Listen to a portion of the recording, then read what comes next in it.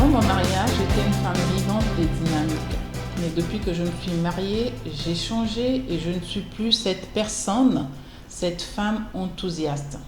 Coach, j'ai besoin de vos conseils pour me retrouver.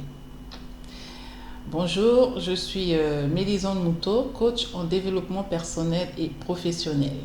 Il est courant pour de nombreuses personnes de changer leur style de vie après le mariage. Il peut y avoir de nombreuses raisons à cela, comme la pression sociale, les responsabilités accrues, les changements de priorité, etc. Je tiens ici à ce que vous sachiez que ce sujet m'a été inspiré d'un coaching que j'ai eu avec une jeune dame.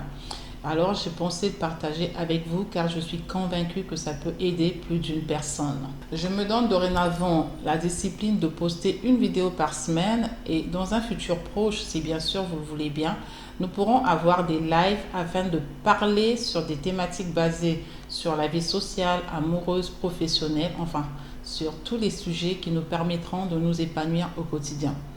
Si ça vous dit, dites-le moi dans les commentaires. Voici quelques conseils regroupés en 6 points qui pourraient vous aider à retrouver votre dynamisme. Alors, le premier conseil que je donnerai, c'est d'identifier ce qui a changé. Essayez bien sûr de comprendre ce qui a changé depuis que vous vous êtes marié. Est-ce que vos priorités ont changé?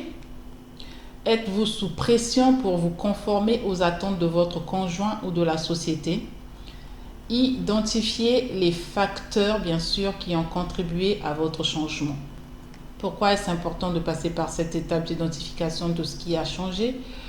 Eh bien, simplement parce que pour travailler à la résolution d'une situation, il faille avant tout faire un diagnostic.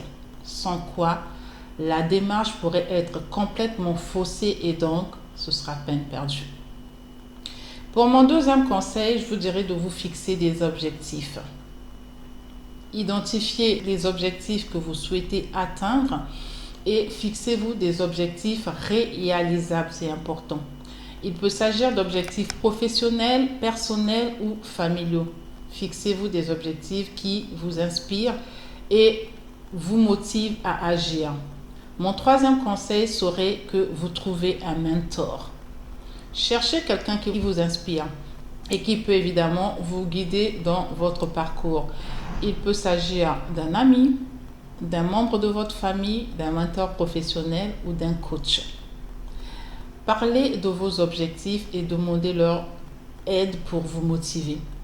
Établissez en quatrième lieu une routine, d'accord? Une routine quotidienne qui vous permet de travailler sur vos objectifs.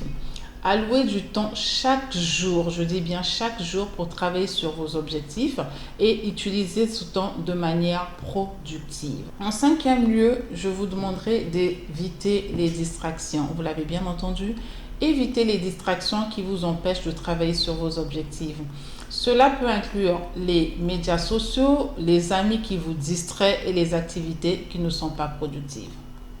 Enfin, le sixième conseil qui, à mon sens, est le meilleur, franchement, prenez soin de vous, c'est important. Prenez soin de votre santé physique et mentale en vous alimentant correctement, en faisant de l'exercice régulièrement et bien sûr en vous accordant, d'accord, des moments de détente, c'est très important. Une bonne santé physique et mentale vous aidera à être plus dynamique et motivé. En suivant ces conseils, vous pourriez retrouver votre dynamisme et votre motivation pour travailler sur vos objectifs et atteindre vos rêves. N'oubliez pas que cela peut prendre du temps et de la patience. Alors, soyez gentils avec vous et prenez des mesures progressives. J'espère vous aider avec ces quelques conseils. Alors d'ici là, portez-vous bien et je vous dis à très vite.